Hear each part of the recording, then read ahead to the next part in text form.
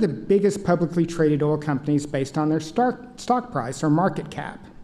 These companies alone are valued at more than $3.5 trillion. The industry as a whole generates $4.3 trillion in revenue annually.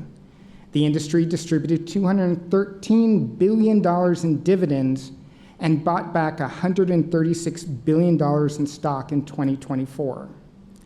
Oil and gas companies are not only critical to the global economy as it stands today, they are critical to our financial markets. The world consumes about 100 million barrels a day, and most of that is combusted. Here you can see how our consumption has grown by examining the amount of carbon dioxide we release. The number is rising because the world's consumption of oil and gas is still going up.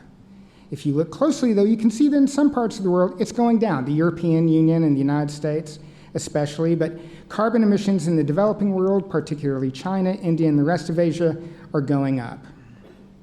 The larger the proportion of carbon dioxide in the atmosphere, the more heat it will retain. We've known this since the 1860s.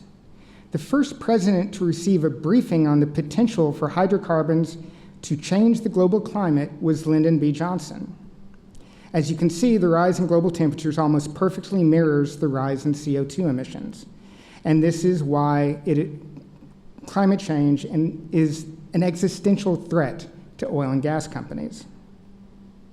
The American Petroleum Institute first began denouncing climate science in 1967. The oil and gas industry has known for more than 50 years that burning their products was dangerous to human survival. Exxon CEO Rex Tillerson was still denying climate science a decade ago. But temperatures are getting too high and the science is undeniable. Two companies here are cautionary tales. British Petroleum, who once promised that they would become BP and move, quote, beyond petroleum, and Shell.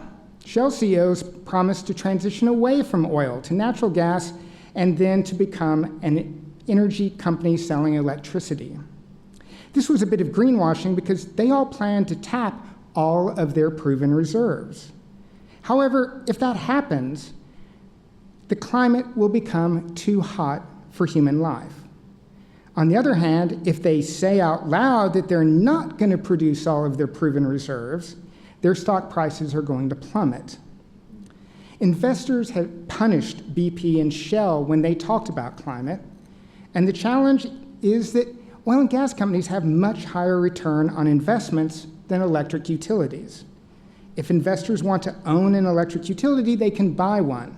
They want BP and Shell and Exxon and all the others to be oil companies because that makes them the investors a larger return. That's why climate-minded CEOs were driven out. The new CEOs are dropping their clean energy promises, but they have a problem. If they want to stay in the hydrocarbon business, they have to deal with CO2. The energy industry is led by engineers, and engineers think engineering can solve every problem, right? This is the Petronova carbon capture facility at the Parish coal-fired power plant in Fort Bend County. Electricity generator NRG hired Mitsubishi to capture carbon dioxide from the flue gas. Petronova was one of the nation's earliest experiments commercializing what's called carbon capture utilization and storage. The idea is to turn the waste CO2 that everyone is just releasing into the atmosphere and find a profitable use for it. The system works, but it's expensive and not very efficient. NRG paid for the project by piping the CO2 to an oil field owned by Hilcorp. Hilcorp injected the CO2 into old wells that had lost their pressure. The gas forced oil up in a process called enhanced oil recovery. When done properly, the CO2 stays underground. That's a big if. As long as oil costs more than $85 a barrel, it made sense but when the price dropped and stayed below $85, NRG shut it down. Now that the company can earn $45 a ton in carbon tax credits, they're thinking about opening it back up again. Occidental Petroleum, based here in Houston, is the world's leader in applying enhanced oil recovery. For decades, they pumped natural CO2 out of wells in Colorado, piped it all the way to West Texas's Permian Basin, and then re-injected the CO2 into wells to produce oil. Now CEO Vicki Holub is experimenting with capturing CO2 directly from the air, and these huge filters are part of the Stratus project in Ector County. My co-panelists will discuss this in more detail, but the idea is to use fans to pull air through massive filters. These filters have absorbents that soak up the CO2. Then Oxy wants to inject the CO2 into the old wells and produce oil. Oxy calls this carbon negative oil because Holub claims that the wells will capture more carbon than is produced.